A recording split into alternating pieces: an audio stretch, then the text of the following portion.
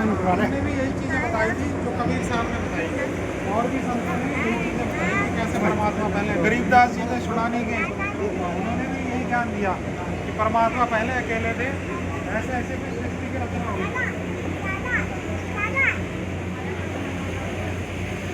ये 16 दीप बनाए जिसमें परमात्मा ने अपने 16 पुत्रों की उत्पत्ति करी।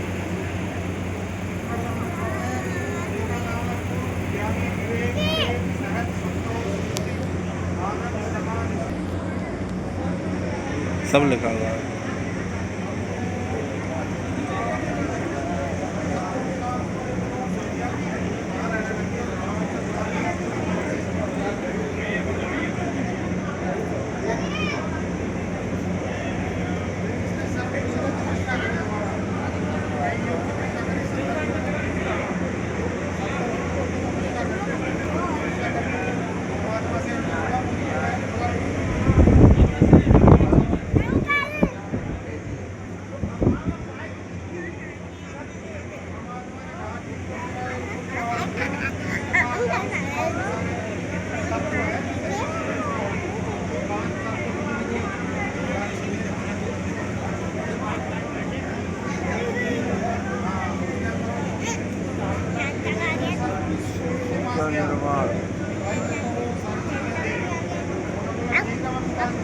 परमात्मा से बोला मेरे को पूछने की जरूरत नहीं है, मेरे को दे, और उससे छीनने की कोशिश करी और उसका मुकुट पूरा उससे सारा सृष्टि का सामान निकाल लिया।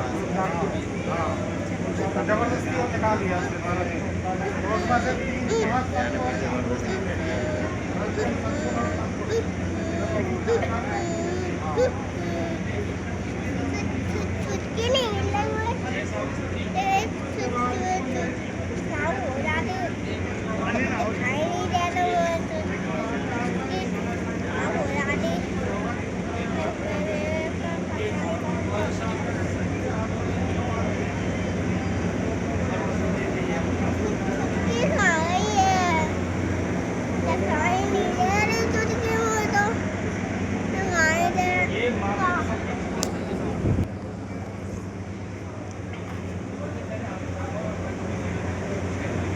उसके बाद परमात्मा ने 21 ब्रह्मांड के साथ और काल को और दुर्गा को दोनों मतलब बहन भाई को दोनों को एक अलग भेज दिया कि दर्शन अलग है।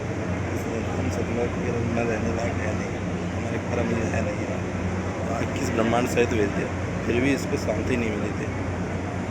उसके बाद क्योंकि इसने गलत कर्म किए थे, तो इसका रूप परमात्मा ने ऐसा था, सतलोक में ऐसा रूप था मतलब हंसात्मा की तरह।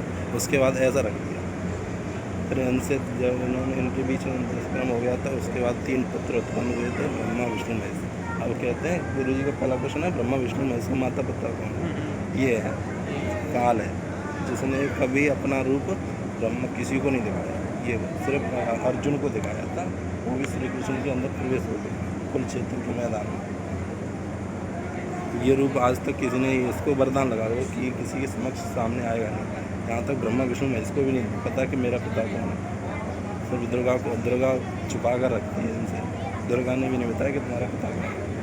कहीं पता चलेगा तो पता लोग कहे ये ब्रह्मा विष्णु में कहेंगे ये मेरा पिता नहीं मामा लगता है, इसलिए उन्होंने दुर्गा छुपा के रखा है। पहला क्वेश्चन का जवाब यही है। संत रामपाल जी महाराज कहते हैं कि ब्रह्मा विष्णु महेश का माता पिता कौन है। ये यहाँ पे स्पष्ट हो गया। इससे ब्रह्मा विष्णु महेश का माता पिता ज्योति निरंजन काल और माता दुर्गा अष्टंगी। हाँ, उसके बाद फिर धीरे धीरे इन्होंने शादी की। फिर दुर्गा ने जैसे वचन दे दिया था कि तू मतलब काल ने कह दिया तू कभी किसी को बताएगी नहीं, मैं किसी के समक्ष सामने नहीं आया। उसके बाद जो भी सृष्टि रची है वो दुर्गा ने रचाई है काल के कहने पर।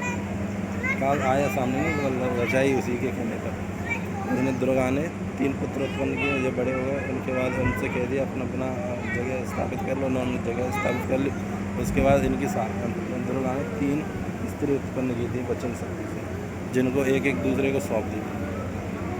क्या कहते हैं पार्वती लक्ष्मी और क्या कहते हैं पार्वती सावित्री, इनकी शादी कर।